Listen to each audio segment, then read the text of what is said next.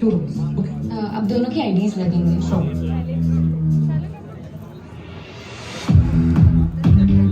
ठीक है, काम करने के लिए।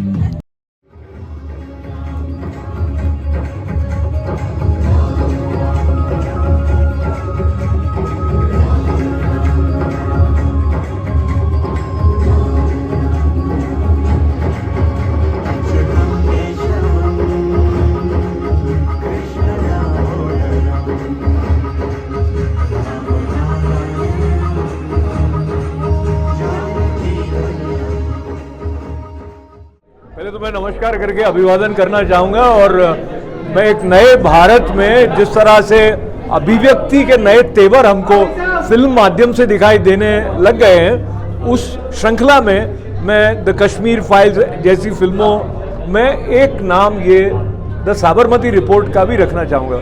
नमस्कार के साथ मैं दिवस जी का स्वागत करना चाहूँगा। छोटी सी बातचीत में हमें अवसर हुआ यहाँ पर द साबरमती रिपोर्ट का प्रीमियर देखने का। आपका फिल्मों के साथ भी बहुत संबंध रहा है। फिल्म का जो विषय वस्तु है वो तो महत्व रखता ही है, पर जो प्रस्तुति है उसमें जो क्रिएटिव एलिमेंट है उनका कैसे उपयोग किया गया है, इस फिल्म के बारे में आपका क्या विचार है? बिल्कुल, थैंक यू। एक्चुअली फिल्म तो बहुत अच्छी है और क्योंकि सब्जेक्ट बहुत अच्छा है, लेकिन आपने जो कहा प्रेजेंटेशन है जो फिल्म को किस तरह से आप उसको विषय वस्तु को रखते हैं, तो मैं ऐसा कहूँगा जिस लेवल पे इसका जो बजट है, लो बजट फिल्म है, लेकिन उस लो बजट के अंदर में भी इस फिल्म में जो सिनेमेटोग्राफी का जो यूज़ किया गया है, जिस तरह से इसको बनाया गया है, हाँ अभी मैं कहता हूँ प्रोफेशनलिज्म से हम थोड़े दूर हैं, लेकिन फिर भी ये फिल्म ने बहुत ऊंचे पैरामीटर को टच किया है।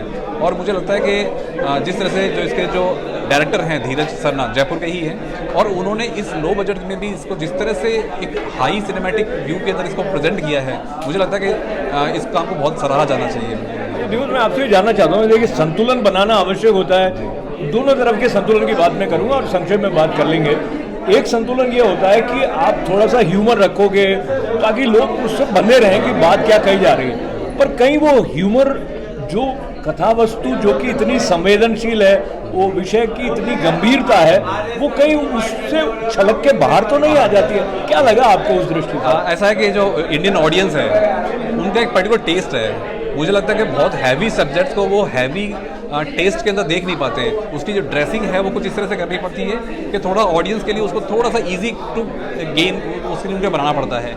तो मुझे लगता है कि जिस तरह से सब्जेक्ट बड़ा ये बहुत गंभीर था, लेकिन इस गंभीर विषय को भी जिस तरह से धीरज सरना ने इसको जिस तरह से रिप्रेजेंट किया है, हल्का सा ह्यूमर भी है, थोड़ा सा उसके अंदर कॉमेडी का भी फुट दिया हुआ है, लेकिन विक्रांत मैसी ने जिस तरह से इस रोल को प्ले किया है, और डायरेक्शन का मैं कहना चाहूँगा डायरेक्शन बहुत एक्यूरेट रहा है इस फिल्म का। तो ऐसा है कि विषय को गंभीर विषय को भी कभी कभी ऐसे हल्के फॉर्म में भी अगर लाया जाए, लेकिन फिल्म एंड होते होते उसकी जो वो गंभीरता थी वो झलक करके आपस सामने आएगी। आपके साथ मैं अपने दर्शकों को ये बताऊं कि जो गोधरा में जिस तरह से रेल की 2 बोगीज को जला दिया गया था, उसके पीछे जो षड्यंत्र था, हम काफ़ी सालों से पढ़ते आए हैं, मोटा मोटी ये सारी बातें हमको पता है, लेकिन जिस तरह से वो इन्वेस्टिगेटिव जर्नलिज्म का एक आधार लेते हुए इस कथा को जैसे प्रस्तुत किया गया है, वो आपको बिल्कुल बांध के रखती है। उसमें हम अगर ये देखें कि उन्होंने हिंदी पत्रकारिता वर्सेज अंग्रेज पत्रकारिता को जो कैसे किया है, और कुछ नाम आप इमेजिन कर पाते हैं कि ये किसको यहाँ पे प्रदर्शित किया जा रहा है, वो जो हिंदी अंग्रेजी की एक जो टग ऑफ वॉर जैसी बताई गई, वो आपको लगता है कि विषय वस्तु से जुड़ी हुई थी या उसको आरोपित कर दिया गया? जुड़ी तो थी, क्योंकि उस समय का जो पत्रकारिता थी, उस समय जर्नलिज्म के अंदर इंग्लिश का बहुत डोमिनेंस था, बहुत हावी हुई थी भाषा ये, और हिंदी पत्रकार जो है वो उनको एक तरह से सेकंड क्लास जर्नलिज्म के उसके अंदर सेकंड क्लास के फॉर्म में उनको लिया जाता था। तो ये तो सच्चाई थी, लेकिन धीरे धीरे जैसा कि इस फिल्म में भी दिखाया गया कि जिस दिन हिंदी को हम अपने भाषा के रूप में स्वीकारेंगे, तो धीरे धीरे ये इंडिया जो है वो भारत बनने की मोड़ पाएगा। और आपने फिल्म के एंड में देखा होगा कि एक्चुअली वो जब ये सच्चाई सामने आई गोधरा में क्या हुआ, और जब ये रिपोर्ट सबके सामने आई, और उसके बाद में ये समय वो आ चुका था जब हिंदी को पत्रकारिता में मुख्य भाषा के रूप में भी स्वीकार कर दिया गया था, और भारतीयों के अंदर भारतीयता का जो उदय था वो भी होना शुरू हो चुका था। तो ये बात तो फैक्ट है कि उस समय के जो जैसा आपने बताया कि नाम जो है वो रिलेट कर पा रहे हैं हम लोग, न्यूज़ चैनल, पत्रकार, और यहाँ तक कि गुजरात के अंदर उस समय के कुछ नाम इस फिल्म में इस तरह से दिखाए गए जो हम रिलेट कर पा रहे हैं, जो हम मीडिया में सुनते हैं। तो ये बात सच है कि उस समय का जो इंग्लिश मीडिया था उसने कहानी को कहाँ से कहाँ घुमा दिया, और जब आज हिंदी मीडिया आया है तो वो सच्चाई भी सामने तो आई है। तो एक आधी बात और, संतुलन की दृष्टि से अगर हम लेते हैं तो जो संवाद रहे, जैसे कि ट्रेन अयोध्या से चली थी और गोधरा में जली थी, वो वाली बात, और विडंबना जैसे शब्द का प्रयोग करके और संवेदना को जीवित रखने की बात को करते हुए, जैसे फर्स्ट हाफ में आपको लगता है कि धीरे धीरे अगर हम ऐसा विभाजन की तरह देखें तो वही एक पक्ष की तरफ से बात अधिक आ रही थी, और जब हम फिल्म के अंतिम 25% की तरफ देखना, ऐसा लगता था कि उन्होंने दोनों तरफ को एक संतुलित रूप से प्रस्तुत करने की प्रयास किया। जैसे मेहरुन्निसा का जो चरित्र आता है, और फिर कहीं कहीं बहुत सिंप्लीफाई भी करने की कोशिश की। मैं बहुत संक्षेप में रहना चाहते हुए ये कहना चाहता हूँ कि कहीं कहीं ऐसा लगा लेकिन कि वो बड़े भाषण जैसे संवाद विक्रांत मेसी के किरदार की तरफ से प्रस्तुत किए गए। वो आपको क्या लगा, वो फिल्म के अंतिम जाते जाते उसके प्रभाव को कम कर देते थे या वो उसको बनाए रखते थे? जैसे कि इंडियन ऑडियंस का जो टेस्ट है तो उसके अकॉर्डिंग हम देखा जाए तो हाँ, वो थोड़ा सा बोरिंग पार्ट हो जाता है, लेकिन क्योंकि एक 2 घंटे से भी कम टाइम की एक फिल्म है और उसके अंदर एक बड़े विषय को कवर करना है, तो स्टोरी के माध्यम से तो कवर करना बहुत भी बड़ा हो जाता था। तो इसलिए कोर्ट रूम का जो वो एक भाषण था, तो वो इस तरह से इन विषयों को दिखाना, तो मुझे लगता है कि एक कम समय में इस बड़े विषय को छोटे रूप में दिखाने के लिए इससे कारगर और कोई उपाय हो नहीं सकता था। तो ये बात सही है कि जो फर्स्ट हाफ था उसका और सेकंड हाफ यानी जो संतुलन जो बन गया, तो इस चीज़ को आगे बढ़ाने के लिए इतना तो बन सकता था। हाँ, लेकिन ओवरऑल जब हम फिल्म को देखते हैं तो फिल्म कहीं से भी बोरिंग नहीं लगती है। बीच में हर फिल्म के अंदर एक कुछ मिनटों का एक पार्ट आता है, तो यहाँ पर भी ऐसी है। लेकिन ओवरऑल जो फिल्म देख करके ऑडियंस बाहर आई और ऑडियंस ने जो उसको फील किया, तो ये उन्होंने फिल्म को एंजॉय किया।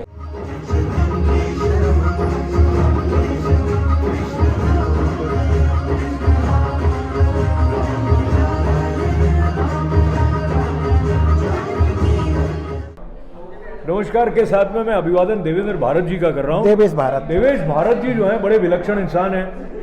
आप कौन से एथलीट में हिस्सा लिया? Javelin shot put discuss national खेलता हूँ। नया गेम पिस्टल और राइफल का ट्राई कर रहा हूँ।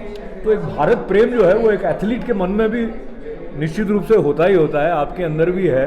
ये फिल्म जो थी इसका कहीं ना कहीं संबंध मुझे लगता है भारत प्रेम के साथ भी था, क्या कहना चाहेंगे? जाहिर सी बात है कि जो भारत है विविधताओं से भरा देश है और इसमें अभिव्यक्ति की आज़ादी है हर किसी को। तो जो दासामरवती जो ट्रेन थी और उसके ऊपर जो मूवी बनी है, गोधरा में जो कांड हुआ था, जो अयोध्या से ट्रेन आ रही थी, तो उसमें जो आप देखेंगे 2002 के आर्टिकल आए थे तो उसमें कहीं भी इस तरह का जिक्र नहीं था, उसको एक एक्सीडेंट बताया। लेकिन इस जो पिक्चर में एक सच्चाई को जैसे कोयले की खान से जैसे तराश के हीरा निकालते हैं, तो उसी तरह से इस मंथन के साथ इस तरह से पूरा डायलॉग डिलीवरी और किस तरह की जो पत्रकारिता होती है, एक पत्रकार हैं जो प्रोफेशनल हैं और एक पत्रकार हैं जो देशभक्ति के लिए कर रहे हैं, तो उसमें सामाजिक समरसता, सद्भावना, सभी धर्मों के लोग एक साथ में शांति चाहते हैं वहाँ पे, तो उस तरह की जो पटकथा है उसमें सच को निकाल के दिखाया है, मंथन करके दिखाया है, तो वो बहुत अच्छी बात है। और इस सच को आने में यदि ज़मीन पर देखेंगे तो लगभग 22-23 साल लग गए, तो उसको आपने मंथन किया और डायलॉग से जोड़ा और एक सुंदर अट्रैक्टिव, ऐसा कभी लगा ही नहीं कि हमें 2 घंटा कब निकल गया। सही बात कह रहे हैं आप। तो इस तरह से आपने अरेंज किया है, कंटेंट को दिखाया है और सच को दिखाया है, तो वो बहुत ही अच्छा है। सच को बाहर आना जरूरी है, और वहाँ पे कोर्ट में या अदालत में कहीं बोर्ड पर भी लिखा हुआ था सत्य परेशान हो सकता है, पराजित नहीं, जो कि काफ़ी सुनते रहते हैं हम। आप कंटेंट राइटर भी हैं, आपके बहुत संख्या में फॉलोअर्स भी हैं, आपको क्या लगता है लोग इस फिल्म से क्या सीख लेके बाहर निकलेंगे? मुझे इस बात में ये भी जोड़ना है, कई बार लोग ऐसा कहते हैं भाई ये राइट विंग वालों का प्रेजेंटेशन है या नैरेटिव, मुझे लगता है ये बैलेंस फिल्म है और इसमें कहीं ना कहीं सांप्रदायिक सद्भाव का भी एक बीज है। देखो, पूरी दुनिया भारत की तरफ देख रही है। आज प्रधानमंत्री मोदी जी का वचन है कि 2047 तक हमें एक बार फिर से विश्वगुरु बनना है, तो आपस में हम खींचातान करके विश्वगुरु नहीं बन सकते। कुछ एलिमेंट ऐसे होते हैं जो अपने स्वार्थ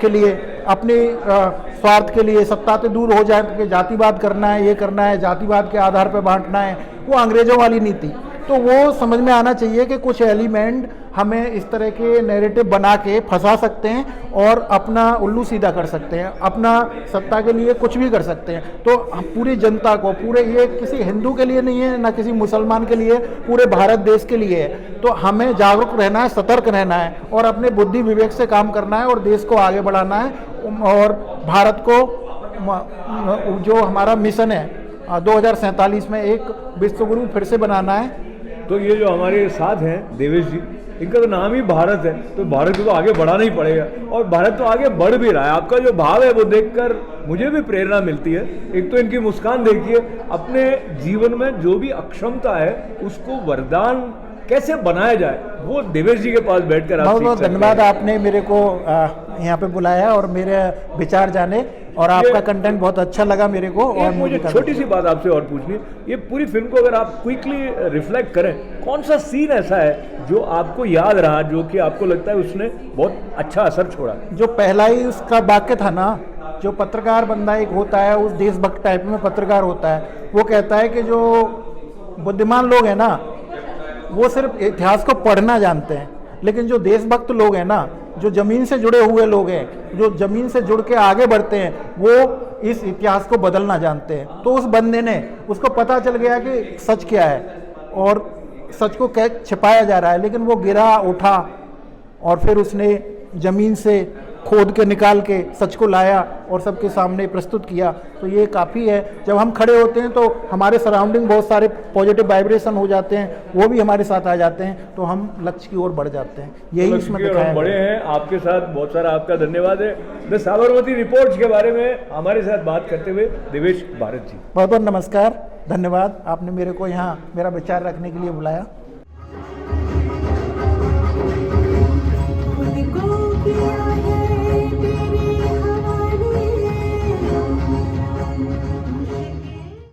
मुझे कुछ हिस्से को देखकर एक गुस्सा आया, क्योंकि जर्नलिज़्म एक बहुत बड़ी चीज़ है जहाँ हमें सच्चाई का पता चलता है, क्योंकि हम सिर्फ़ और सिर्फ टीवी पे देख के, अखबार में पढ़ के हमें ये समझ में आता है कि क्या सच्चाई है, लेकिन उसे इतने टाइम तक छुपाया गया, इस कारण वो एंगर हमें इस मूवी को देख के फील होता है।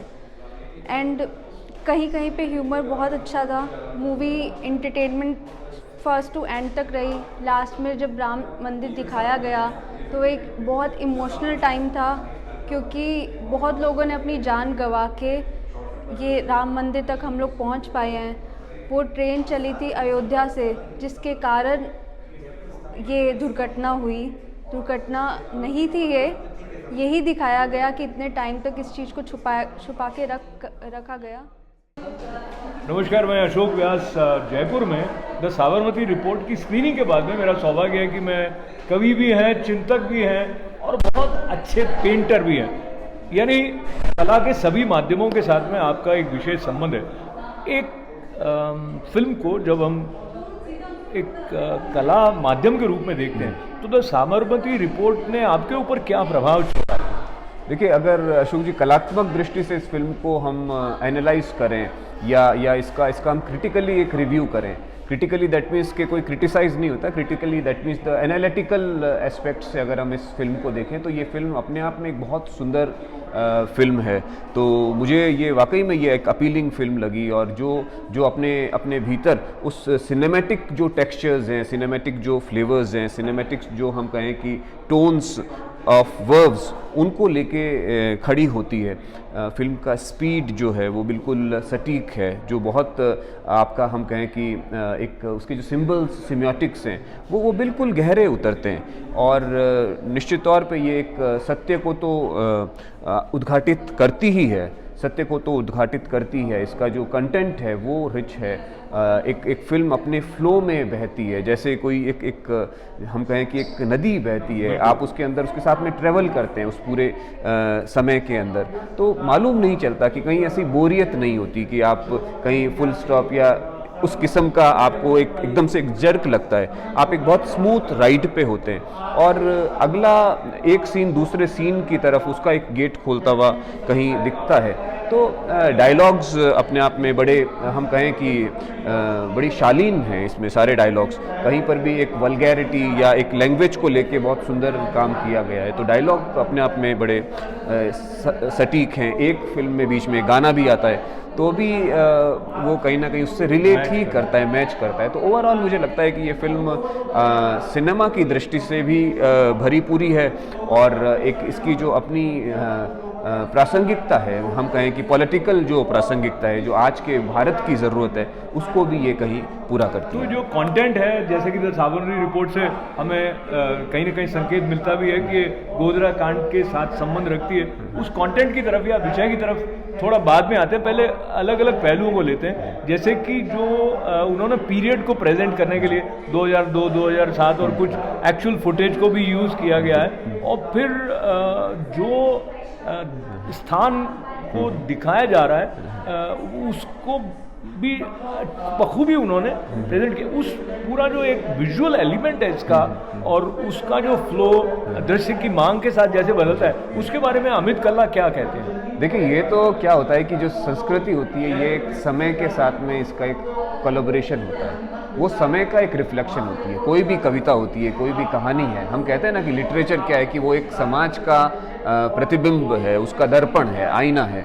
तो ये फिल्म भी हमारा एक सामाजिक आईना हमें दिखलाती है और पॉलिटिकली जो हुआ हम सब उसके साक्षी हैं। हम भी उसी समय के हैं। हम कहें कि we are contemporary to this whatever is shown in this film. तो उसको देखा है, पढ़ा है, अनुभव किया है। उस पोस्ट साबरमती, जो पोस्ट गोधरा को भी हमने समझा, प्री गोधरा को भी हमने समझा। तो ये ओवरऑल हम कहें कि समय के साथ में समय पर आने वाली चीज़ है। इसमें क्या है कि जो नमस्कार, मैं अशोक व्यास हूँ। मेरा सौभाग्य है कि मैं अर्चना शर्मा जी के साथ बैठा हूँ। तो पहले मतलब इनके साथ बैठने का सौभाग्य इसलिए क्योंकि इनका जो अनुभव रहा है INS के साथ होते हुए, और तो मीडिया की बात जिस फिल्म के बारे में हम चर्चा करने वाले हैं उसमें भी बहुत आती है। पत्रकार क्या आपको लगता है व्यावसायिक दबावों के चलते जो सत्य उससे दूर रहने के लिए बाध्य हो जाता है कि अभी का जिस तरह का हमारी व्यवस्था है उसमें? पत्रकार, ये बात बिल्कुल सही है, बहुत सारे चैलेंजेस के साथ, बहुत सारी दुविधाओं के साथ अपना जीवन यापन करता है। एक तरफ देखें तो कुछ जो नॉन रैशनल लोग हैं उनका भी चैलेंजेस रहते हैं, कहीं पर ऑर्गेनाइजेशनल चैलेंजेस भी रहते हैं, और जो उनके आसपास जो एक समाज है उसका भी एक चैलेंज रहता है।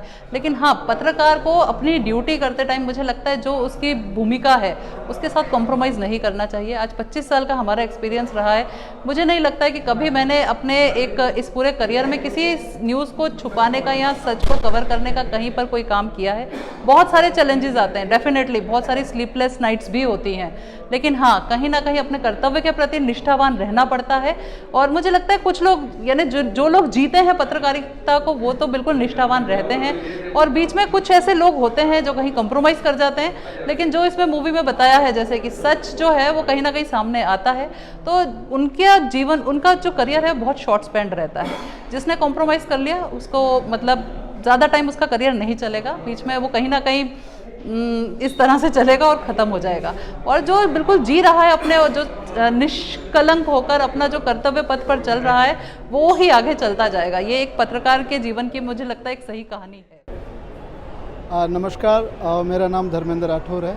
मैं पेंटर हूँ और दिल्ली से विशेष तौर से इस फिल्म को देखने यहाँ पहुँचा हूँ। और जब मैं थिएटर में पहुँचा तब फिल्म चल रही थी, थोड़ा देरी हुई है, लेकिन मुझे लगता है कि फिल्म इस समय आना बड़ी आवश्यक थी।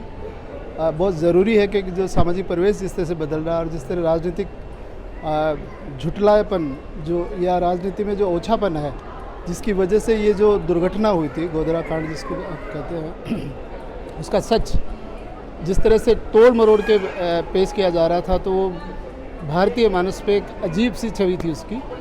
उससे लोग आहत भी थे और दुखी भी कि जो ये सच सामने आना चाहिए था। फिल्म के जरिए मुझे लगता है कि बखूबी कलाकारों का वक्तव्य, उनकी एक्टिंग और फिल्म का दृश्यांकन सब बहुत खूबसूरत है। और सच को सामने लाने का जो ये हिमाकत, ये दृढ़ निश्चय जो किया है, ये मुझे लगता है कि आने वाली पीढ़ी को सच का सामना और सच को समझने का अवसर देगी। मैं बहुत प्रसन्न हूँ कि इस तरह की फिल्में बने और भारतीय राजनीति परिप्रेक्ष्य में सच के लिए जाना जाए और राजनीति में भी, राजनीति में कला हो, कला में राजनीति ना हो, मुझे ऐसा लगता है।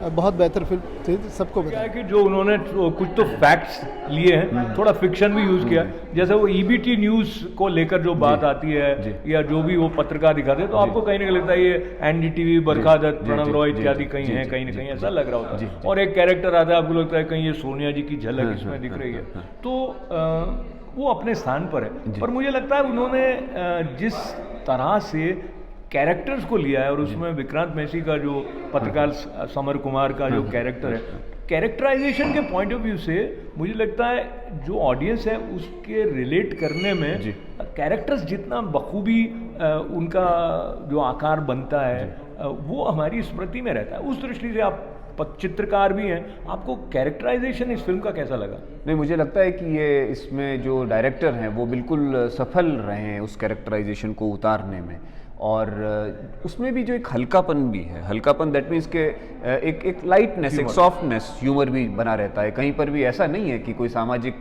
विद्वेष को ये फिल्म पैदा करती है। ये आंखें खोलने वाली फिल्म है, वो सच्चाई को दिखाने वाली फिल्म है। लास्ट में आप देखिए कितने सुंदर एक कल्चरल हार्मनी को भी दिखाते हैं। आप उसको एक पक्ष जो है, एक पक्ष की गलतियां से पूरा समाज को हम नहीं उसको आइडेंटिफाई करते, तो वो कितने सुंदर तरीके से एक तालमेल वो भी दिखाया है। तो ओवरऑल ये फिल्म अपने आप में बड़ी इंटरेस्टिंग है, और कहीं पर भी ये अभी तो शुरुआत हुई है, अभी कई तरीके के किस्म के इसमें आएंगे, और निश्चित तौर पे ये कहीं ना कहीं जो एनडीटीवी या उस तरीके का जो आपने बात की प्रणव रॉय एंड पार्टी का, तो उसका तो रहा है वो जो। अच्छा, इसमें दूसरा पक्ष जो उन्होंने रखा वो बहुत खींचतान जैसी कि भाई अंग्रेजी पत्रकारिता ऐसी है, या वो हिंदी वालों को हेय दृष्टि से देखते हैं, या वो प्रसंग मुझे लगता है बार बार आता रहा। ऐसा लगता है वो एक पैरेलल स्टोरी जैसा इस फिल्म का रहा। वो आपको लगता है कि विषय वस्तु के साथ वो गुत्थम गुत्था है, या उसको ऐसे ऊपर से आरोपित कर दिया गया? नहीं, ये तो देखिए अशोक जी, कभी कभी चीज़ें, अब कोई भी जायका कब आएगा, हम रस के देश में रहते हैं, तो रस भी जो एक तो रस नहीं है, ये नवरस का देश है ना। श्रृंगार भी है, हास्य भी है, करुण भी है, रौद्र भी है, विवत्स भी है, अद्भुत भी है, शांत भी है, और रसों के अपने भाव हैं, भाव के अनुभव हैं, संचारी भाव हैं, और लास्ट में साधारणीकरण। तो साधारणीकरण तक ये फिल्म हमको कहीं लेके जाती है, एक आनंद का अनुभूति देती है। अल्टीमेटली तो ये एक एंटरटेनिंग मोड है, लेकिन एंटरटेनमेंट के साथ साथ में एक एजुकेशन भी हमें ट्रांसफॉर्म होती है, और वो उस एजुकेशन के जो सिम्बल्स एंड सिम्योटिक्स हम उनको छूते हुए पाते हैं, वो साकार होते हुए। आज की जो ये पिक्चर थी, ये काफ़ी समय से जो भारत की राजनीति में जो उथल पुथल का दौर था उसको दर्शाता है, और उसकी सत्यता को आपके सामने लेकर आता है। हकीकत क्या थी जिसको लेकर हमेशा पॉलिटिकल चीज़ें उटपटांग बनी रहती है, बट ये सत्यता को सामने लाने का बहुत अच्छा प्रयास था, और ये होना चाहिए जिससे अब आज का यूथ इस चीज़ को समझ सके और देख सके।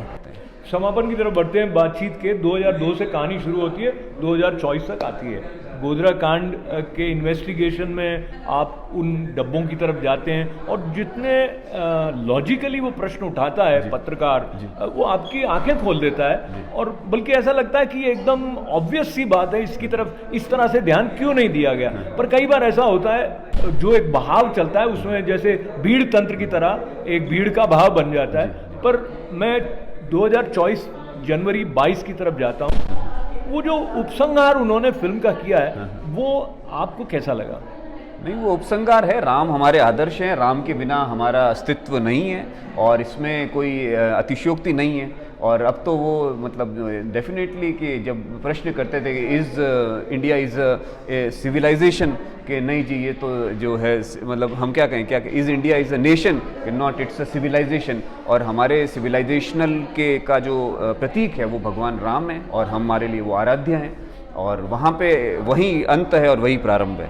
क्या बात है। तो मैं समापन इस बात के साथ करना चाहूँगा कि ये फिल्म निश्चित रूप से निर्देशक की फिल्म होने के साथ साथ जो मुख्य अभिनेता के रूप में विक्रांत का अभिनय है वो आप को प्रिय लगने वाला पात्र बन जाता है। और अगर फिल्म में कोई कैरेक्टर जो कि लगातार है और आपका उसके प्रति एक संबंध जैसा मन में जाग जाता है, तो वो फिल्म की भी सफलता है और आप भी जब बाहर निकलते हैं तो एक आनंद का भाव लेकर निकलते हैं। तो द साबरमती रिपोर्ट के बारे में अमित कल्ला जी से जयपुर में चर्चा करने का अवसर मुझे मिला, इसके लिए आपका भी धन्यवाद और मंगल कामनाओं के साथ आप सबका आभार। अशोक व्यास को अनुमति दें। नमस्कार। नमस्ते, थैंक यू।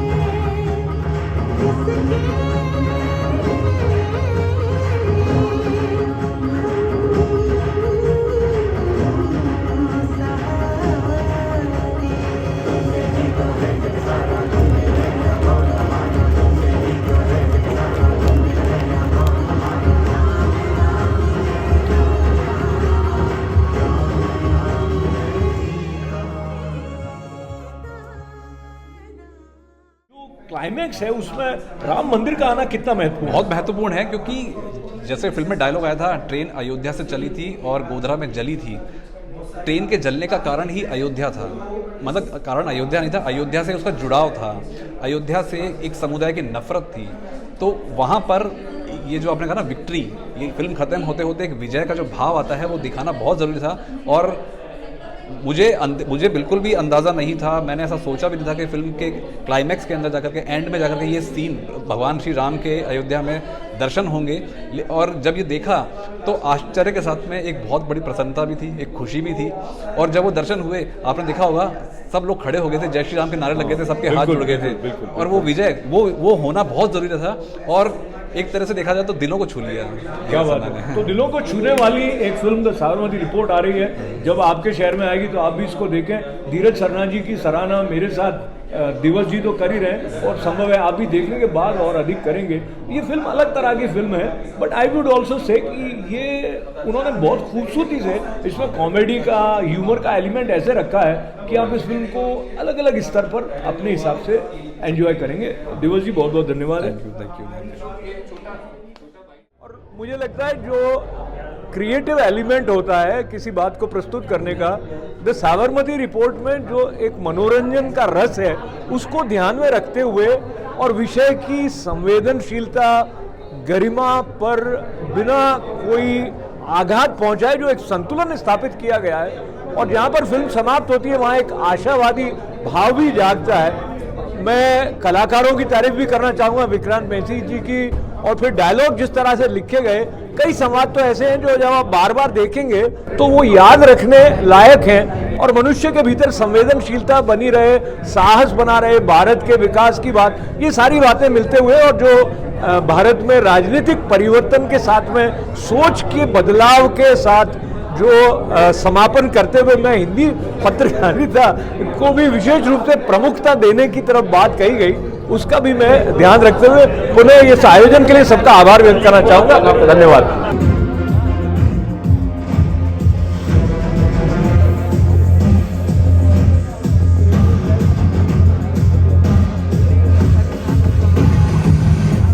इतने हैं मेरे पास कि एक ना ले लीजिए। Okay, 2 rooms. ओके, अब दोनों की आईडीज लगेंगे।